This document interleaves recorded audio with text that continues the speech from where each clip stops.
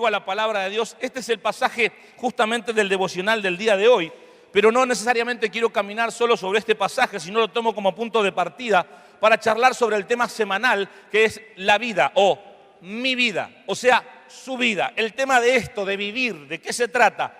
Mi vida, mi Dios, es el título del mensaje de esta noche. Acompáñenme en la lectura del profeta Isaías, capítulo 43, versículos 6 y versículo 7. Si bien el devocional de hoy era estaba parado en el 7, yo quise tomar el 6 también. Dice lo siguiente. Dice Dios a través del profeta: diré al norte, da acá, y al sur, no detengas. Trae de lejos mis hijos y mis hijas de los confines de la tierra. Todos los llamados de mi nombre, para gloria mía los he creado, los formé y los hice. Hasta acá la lectura de la palabra de Dios. Mi hermano, ¿qué es la vida? ¿Qué es esto de mi vida?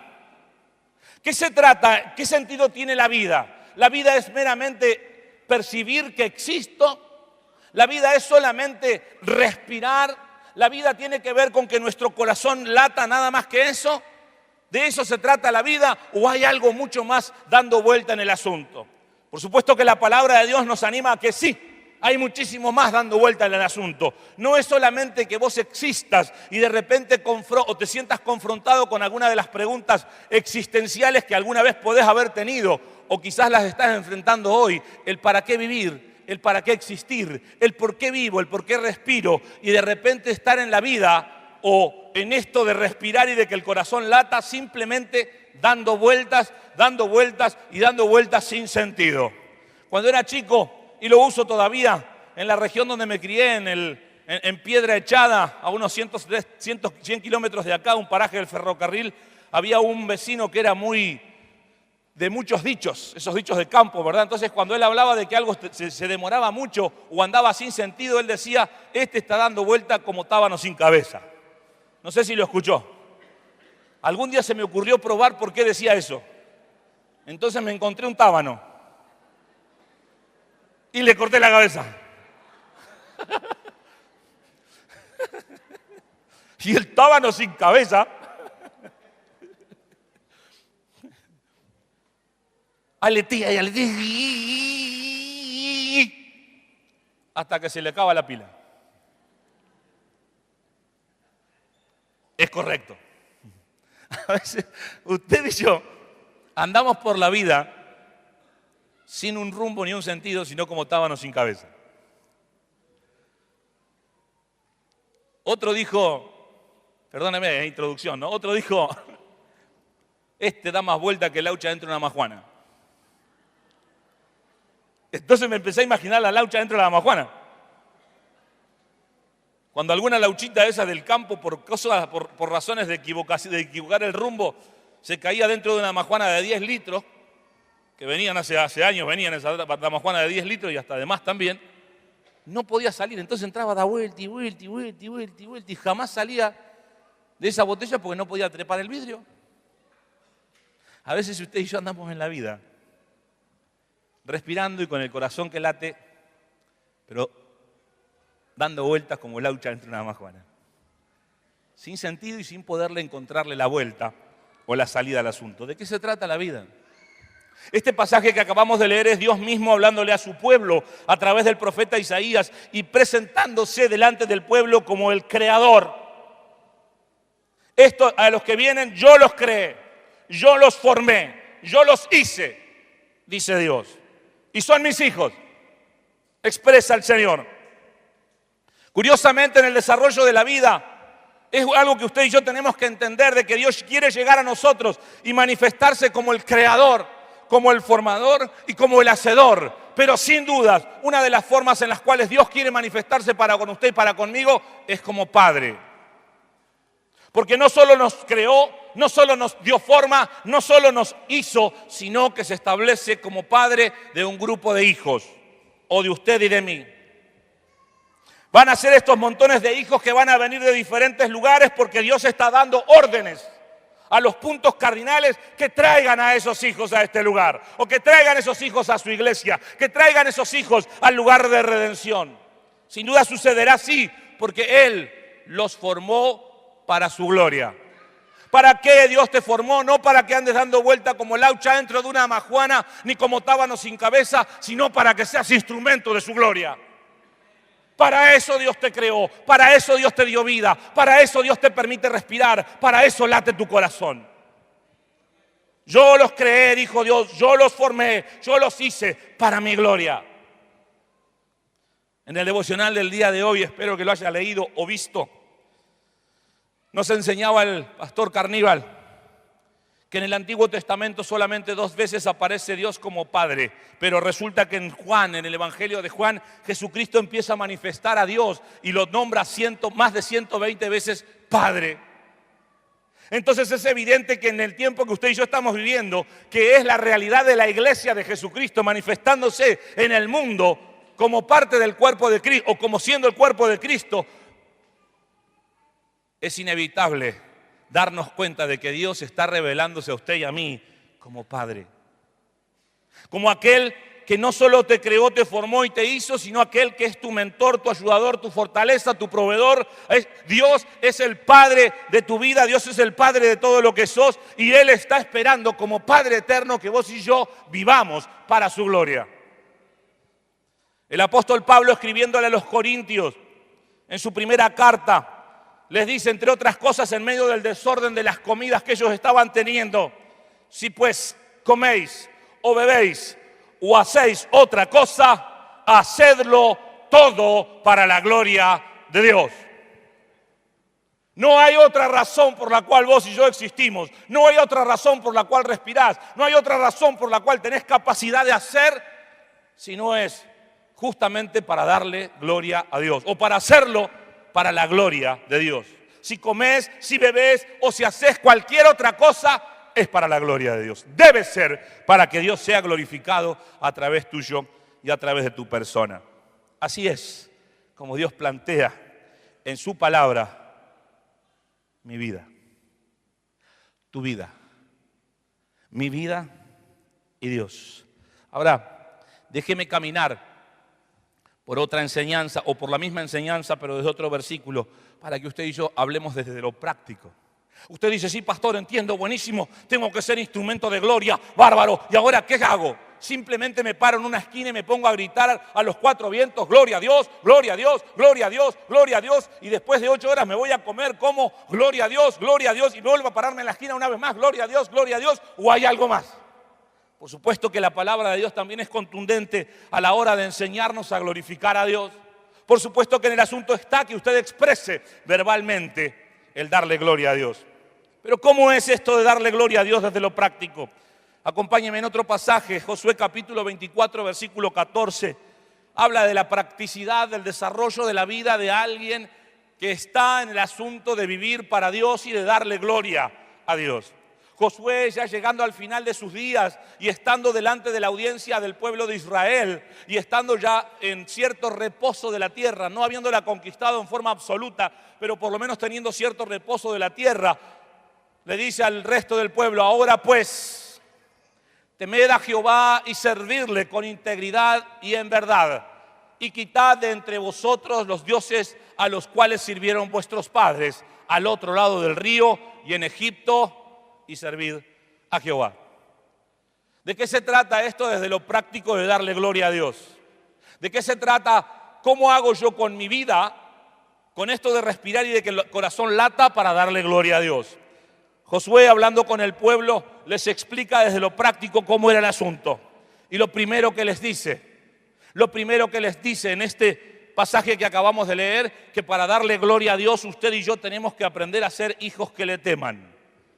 El profeta Isaías hablaba de hijos que venían de diferentes lados, hijos que Dios había creado para su gloria, hijos que Dios traía de diferentes lados, hijos, según Josué, que aprenden a temerle. Pensar en el temor de Dios, mi hermano, mi hermana, no es solamente un temor reverente, sino es darnos cuenta de que la distancia en poder, autoridad, santidad que tiene nuestro Dios para con nosotros realmente son infinitas. Y cuando empiezo a percibir que estoy delante de alguien que es eternamente más santo, más puro, más íntegro, más poderoso, más grande que yo, honestamente empieza a venir sobre mí un estado de temor que me hace ver lo pequeño que soy, lo limitado que estoy, e inmediatamente lo primero que huye de mí y de usted es la arrogancia de creerme algo.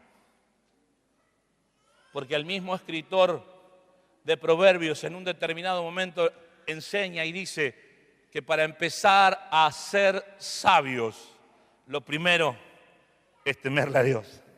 El temor a Jehová, el temor de Jehová es el principio de alguien que aspira a ser sabio. Un hijo que teme a Dios es un hijo que aprende a honrar al Padre. Un problema serio tenía el pueblo de Israel, como más de una vez pasó en diferentes momentos de la historia. Y Dios tuvo que llegar a hablar a través del profeta Malaquías, que fue un profeta que fue duro con la nación. Y Dios dijo a través del profeta Malaquías, hablando acerca de esto: el hijo honra al Padre, Dios observando desde los cielos lo que sucedía en la tierra, y el siervo a su Señor. Sí, pues, yo soy Padre, le dice Dios al pueblo, ¿dónde está mi honra? Y si yo soy Señor, ¿dónde está mi temor? Porque cuando usted y yo empezamos a darnos cuenta que delante de Dios no podemos andar jugando a nada, sino que fue Él el que te creó, el que te formó, el que te hizo, fue Él el que te trajo aún de los rincones más oscuros de la tierra, del norte o del sur, vaya a saber desde dónde te sacó, lo hizo para su gloria. Y tu vida y la mía tiene que caminar en este verdadero temor de Dios para brindarle a Él la honra necesaria y la honra debida a su nombre. Porque puede ser que Dios llegue y mire tu vida o la mía o nuestra vida, observe y diga, veo que el Hijo honra al Padre y veo que el siervo también a su Señor. Escucho que a mí me llaman Padre, escucho que a mí me llaman Señor, dice Dios. Si me llaman Padre, ¿dónde está mi honra? Y si me llaman Señor, ¿dónde está el temor de mi persona? Preguntas que Dios hace que penetren hasta lo más profundo del ser. Mi vida, mi Dios. Josué le dijo al pueblo, muchachos, el asunto comienza por temer a Jehová. El asunto de todo el resto o de todo lo que viene comienza porque aprendamos a temer su nombre. El temor a Jehová, mi hermano, mi hermana, no es simplemente un título que aparezca en alguien que diga acerca de vos porque venís a la iglesia. No, Él es temeroso de Dios. Sino es una realidad espiritual que nos ubica en el lugar correcto de lo que somos, de que no podemos hacer nada y de que no merecemos nada y de que si no fuese por Él, usted y yo no podríamos ni siquiera existir y mucho menos caminar en algún nivel de esperanza hacia la eternidad. Entonces, a la pregunta, ¿dónde está mi honra y dónde está mi temor?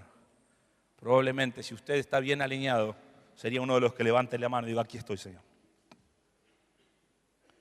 Yo te honro y yo te temo. Mi vida, mi Dios. Mi vida. O la de Dios en mí. Hijos que vengan de los diferentes puntos cardinales, que Él los llama en su nombre para su gloria. Lo segundo, que Josué habla con el pueblo. Mire, sé que arrancamos duro, pero codea al que tiene al lado y dígale, teme a Dios, y guiñe el ojo como que sabe lo que le está diciendo. Y sonréale un poquitito. Teme a Dios.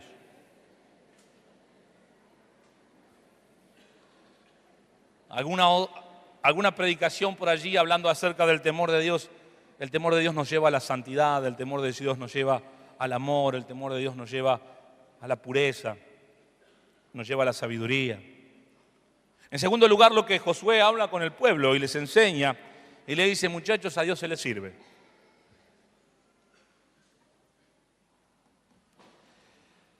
Muchachos, a Dios se les sirve. Temed a Jehová y servirle.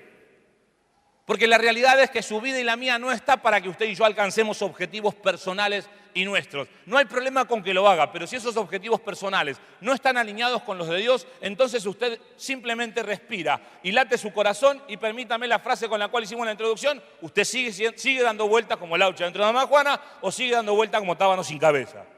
Porque no está alineado con el plan y el propósito que Dios tiene con usted. A Dios se le sirve.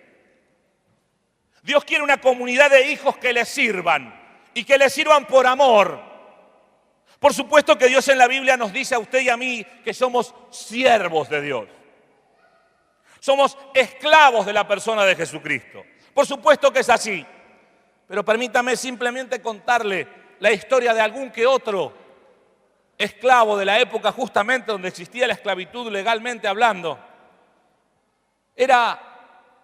Había algún que otro esclavo que ante la benevolencia de su amo, que su amo ponía en las manos del esclavo una carta que legalmente decía que él, como propietario o dueño de ese hombre o de esa mujer, declaraba que a partir de ese momento él era libre. Ese esclavo autenticaba esa carta, la tenía en su poder como si fuese uno de los documentos, o era un documento importantísimo, como si fuese nuestro DNI o cualquier documento importante que hay que llevar encima, para que cualquier otro que pueda verlo a él inmediatamente ante cualquier autoridad sacara esa carta y nadie podía meterse con él porque él era un hombre libre. Alguno que otro de ellos, con carta de libertad y todo, guardada en el bolsillo de su saco, le dijeron a su amo, a la persona que era dueño legalmente de ellos: mi amo, gracias por haberme dado libertad, pero ahora que soy libre, decido quedarme sirviendo en su granja nuevamente. Porque ahora no le voy a servir por obligación, ahora voy a servir por amor, porque usted fue bueno conmigo. A Dios se le sirve, mi hermano, mi hermana. Y a Dios se le sirve porque Él transformó nuestro ADN de ser criaturas perdidas y pecadoras en hijos amados. Entonces, como vos tenés la carta de la obra de Jesucristo en el bolsillo de tu saco, inmediatamente tu actitud correcta tiene que ser: gracias, amo, por la libertad, pero ahora que soy libre decido servirle, porque lo amo y porque usted fue bueno conmigo. ¿Por qué no le da un aplauso al Señor, por favor, por la libertad que Él nos da?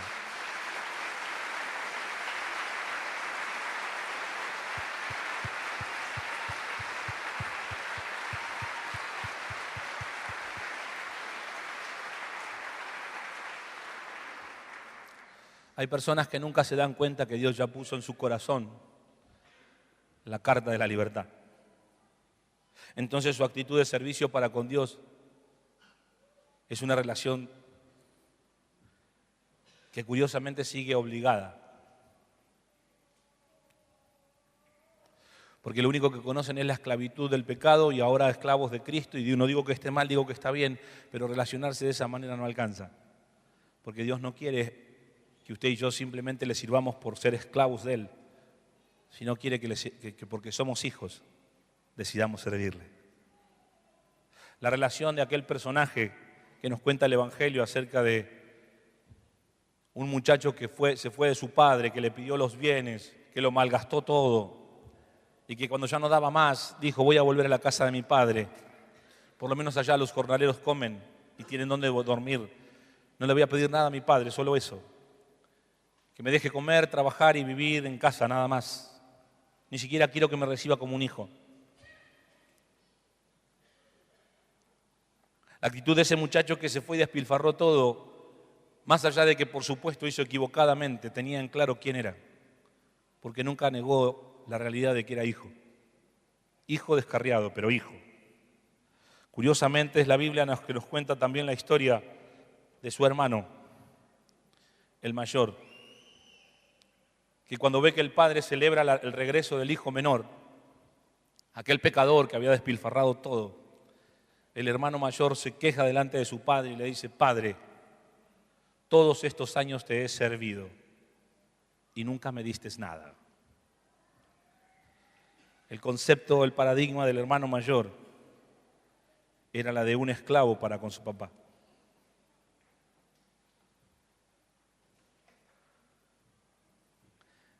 El concepto del pecador arrepentido y vuelto a casa era bajo el criterio correcto de identidad de hijo. El padre le dijo al hermano mayor: todo era tuyo. Lo podrías haber agarrado cuando querías. A Dios se le sirve, mi hermano, mi hermana. Y pastor, pero no sé, no hay lugar. A Dios se le sirve. No es el único lugar de trabajo la iglesia local. A Dios se le sirve en donde vos andés caminando. A Dios se le sirve ayudando al necesitado que veas en algún lugar X. A Dios se le sirve simplemente siendo gentil y apropiado con la persona a la cual llegás a un lugar determinado. A Dios se le sirve cuando vos dejás que Cristo y su aroma se deje ver en vos o a través de vos, y casi la gente, sin preguntarte demasiado, inmediatamente ya huele que sos raro, que tenés algo extraño. ¿O no le pasó más de una vez de llegar a algún lugar y de repente usted le ve a la persona hablando y vos decís: nunca no nombró a Cristo, no habló de la iglesia, no dijo la Biblia? Vos decís: este es cristiano, este es cristiano.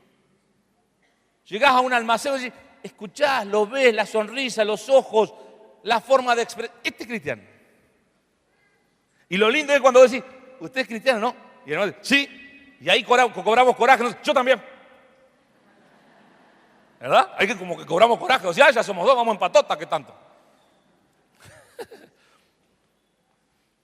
A Dios se le sirve. Porque tu vida fue puesta, o existís, respirás, viviste, late el corazón, porque Dios quiere que le sirvas. Como sea y donde sea. Por supuesto que Dios te entrena en función de los dones, y para eso existe la iglesia local que te ayuda a orar por vos y a descubrirlos y a ponerlos en práctica, pero aún así se le sirve. ¿Qué hago, Señor? Tal cosa, no importa, vamos, hagámosla. Hay ideologías que se han ido forjando, y creo que no con un mal criterio, sino con una forma cautelosa del asunto, de que pareciera que para hacer ciertos servicios hay que pedirle permiso al pastor. Quizás en algunas iglesias locales se ha enseñado esto.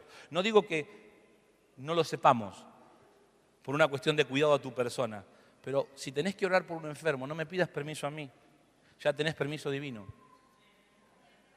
Si tenés que darle a un necesitado, no me pidas permiso a mí, ya tenés permiso divino. Si tenés que hablarle de Cristo a alguien, no me pidas permiso a mí, tenés permiso divino. Porque es la Biblia la que dice que hay que hacerlo. Entonces a Dios se le sirve. Y si tenés que ayudar a alguien que de repente está en algún conflicto y eso te lleva a comprometerte, hacelo. Después vemos cómo te ayudamos, pero hacelo, porque es permiso divino el que hay dando vuelta. Porque a Dios se le sirve. A Dios se le sirve. Por supuesto, todo lo que hagas, sea de palabra o de hecho, hacelo todo en el nombre de Jesús. Para evitar las tonteras humanas de la arrogancia que a veces quiere apoderarse de nosotros. Por eso en el nombre de Jesús. En tercer lugar, Josué, hablando con los muchachos, les dice: muchachos, a Dios hay que servirle con integridad y verdad. Básicamente siendo fieles. Porque usted y yo tenemos que dedicarnos de verdad a ser hijos fieles.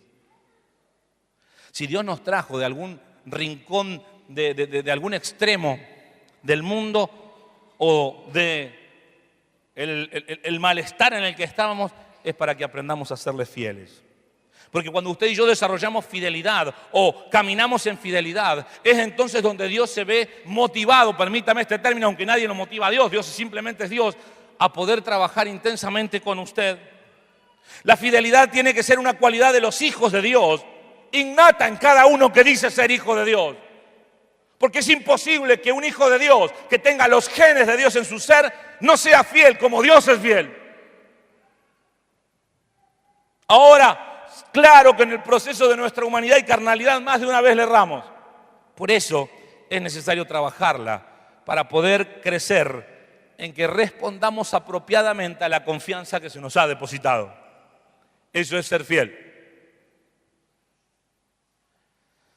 Por supuesto que como hijos de Dios, el primer enfoque de nuestra fidelidad es Dios mismo. Pero como le soy fiel a Dios, a quien no veo, tengo que aprender a serle fiel a mi compañero, a quien sí veo. Entonces, cuando soy fiel a Dios, soy fiel a mi cónyuge. Soy fiel a mi cónyuge en la intimidad. Soy fiel a mi cónyuge en las palabras. Soy fiel a mi cónyuge en la veracidad de mis actos. Soy fiel a mi cónyuge en la información de la economía. Soy fiel a mi cónyuge, soy fiel, soy fiel, soy fiel. Como le soy fiel a Dios, le soy fiel a mis hijos. En la valoración, en el cuidado, en la oración por ellos, en el acompañarlos en el crecimiento, en no dejarlos abandonados. Soy fiel. Soy fiel en mi trabajo. Entonces no miento, como nos contaba acerca del testimonio de Manuel. No miento. ¿Qué puede pasar? ¿Que pierdas el trabajo? Perdé el trabajo antes de la integridad.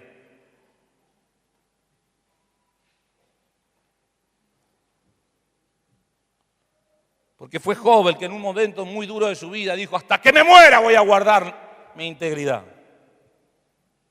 Es una decisión que está en nuestro corazón, en nuestro interior, es una capacidad que Dios nos da de poder decidir ser fieles o no serlo.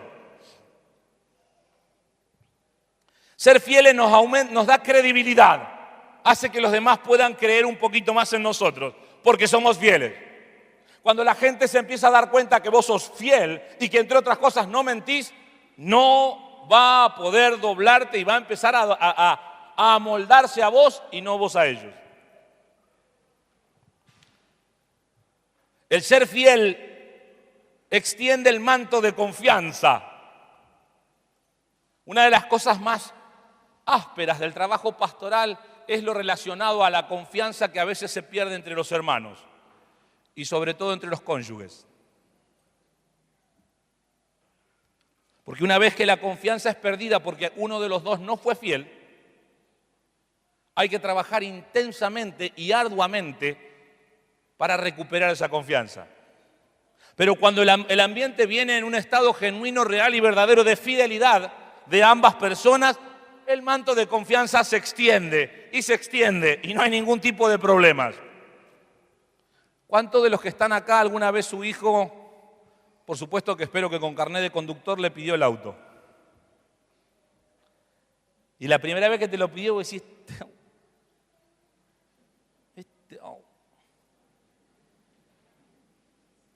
porque quizás uno se acuerda,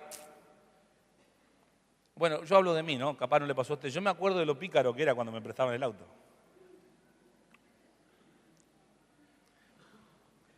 Mi hermano mayor me prestaba el auto, un Chevy con llantas de aleación, fachero. Yo, el Chevy no, yo. Era picante el Chevy. Ojo, me decían, ¿no? Sí, Néstor, sí. Doblaba la esquina y ya había que... Entonces uno por ahí empieza a acordarse de esas cosas y dice, ¿hasta dónde le suelto el manto de confianza? ¿Verdad? Pero de repente te das cuenta que capaz tu hijo no se comporta como vos. No le hizo nada al auto, no lo rayó, no lo dañó. Preguntás a algún amigo que anduvo con él y te dice, che, es prudente tu hijo, ¿eh?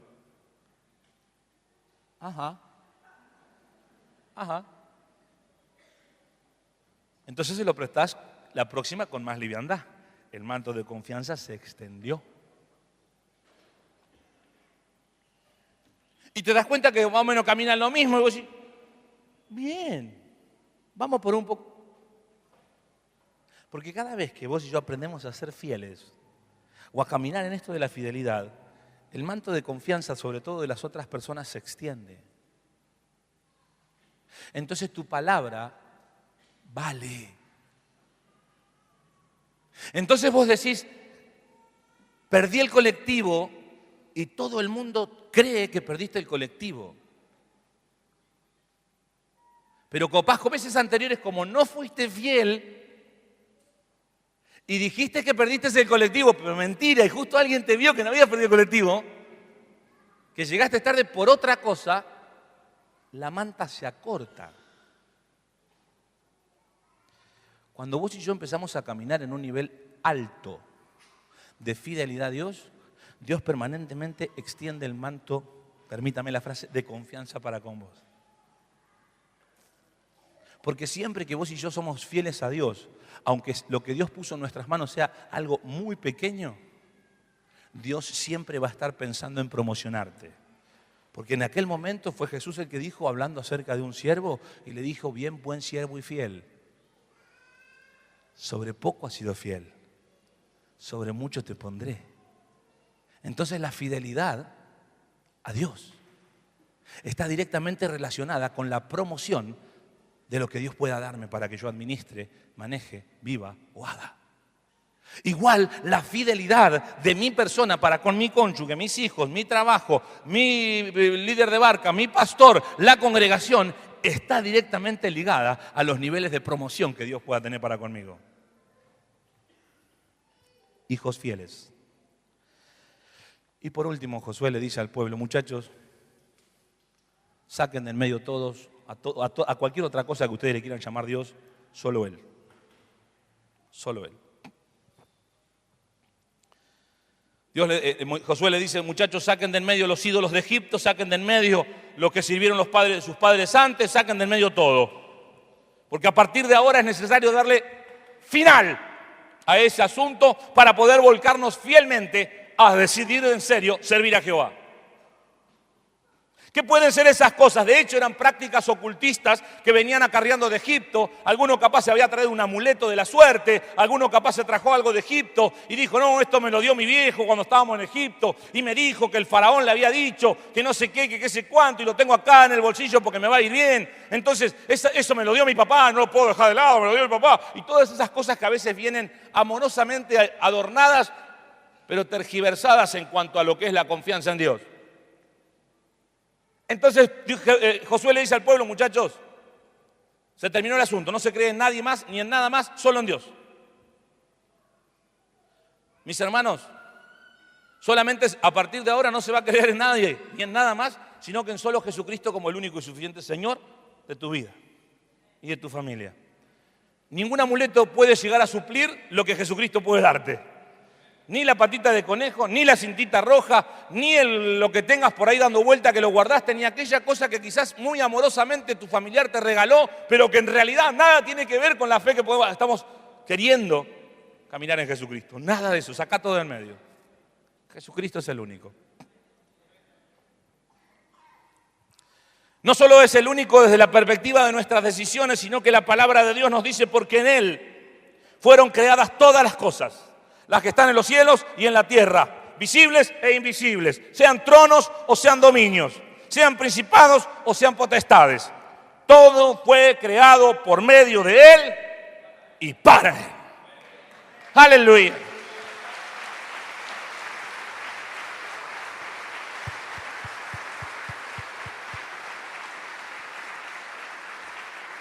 Usted fue creado para Dios. Usted fue creado para Dios. Codea al que tenga al lado y decirle, vos fuiste creado para Dios.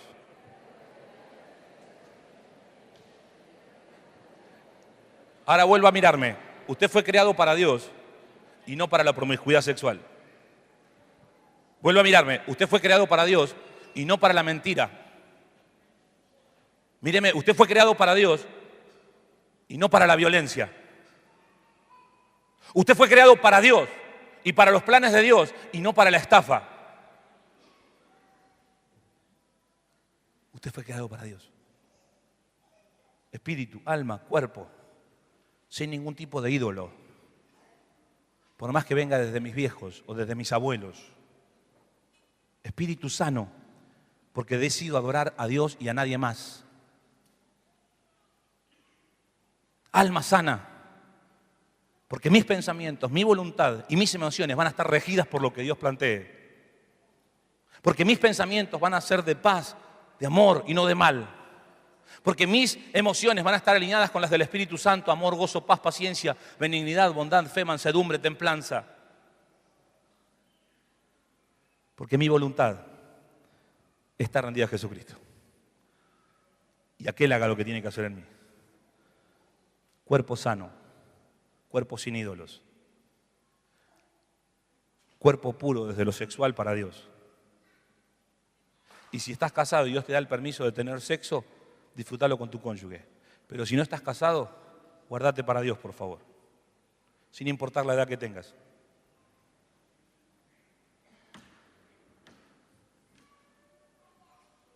Hijos fieles, hijos temerosos, hijos que sirven, hijos solo para Él. ¿Pueden subir los músicos, chicos? Gracias.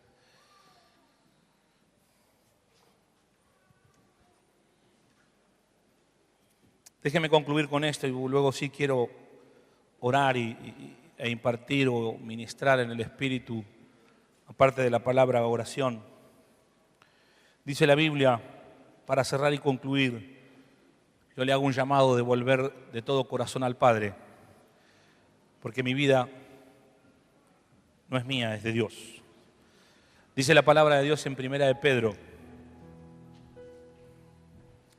capítulo 1, versículo 13 al 15. Por tanto, ceñid los lomos de vuestro entendimiento. Esa frase quiere decir: ajústese el cinturón de su forma de pensar. Ceñid los lomos de vuestro entendimiento. Ajústese el cinturón de su forma de pensar. Ser sobrios y esperad por completo en la gracia que se os traerá cuando Jesucristo sea manifestado. Como hijos obedientes, no os conforméis a los deseos que antes teníais, estando en vuestra ignorancia, sino, como aquel que os llamó es santo, sed también vosotros santos en toda vuestra manera de vivir.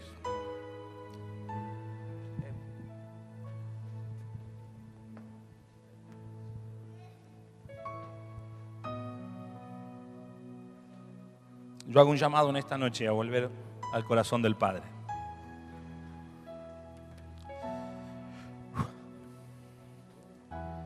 Porque una vez más es Dios el que nos está animando a usted y a mí a ser hijos obedientes.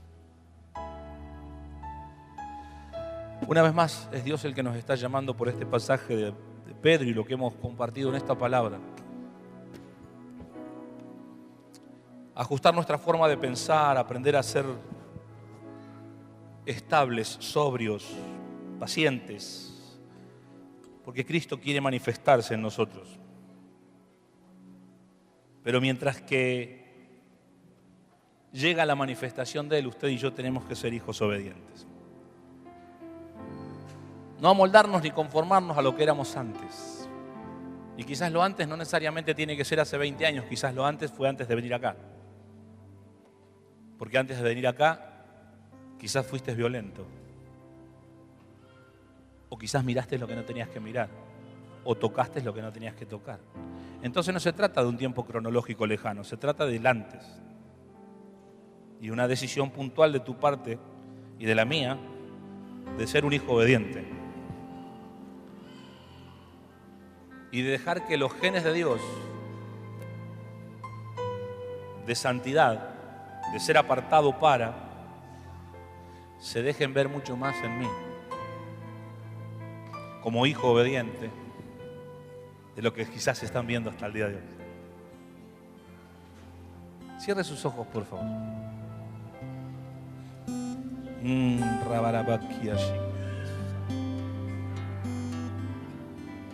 Un llamado en esta noche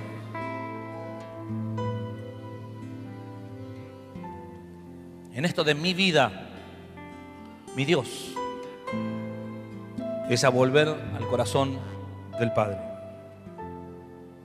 Es Dios mismo el que, como Padre amoroso, está animándote a vos y a mí a caminar en ser verdaderos hijos obedientes. Y yo en esta noche, en el nombre de Jesús, quiero orar por aquellos que hoy más allá de las cosas grandes o pequeñas, hoy, en este preciso momento, se sintieron movilizados por la palabra y quieren volver su corazón al del Padre. Porque quizás no le han temido como debían, porque quizás no le han servido como debían, porque quizás no han sido fieles como debían, porque quizás vienen arrastrando cosas del ayer, donde Dios es uno más, pero no el único.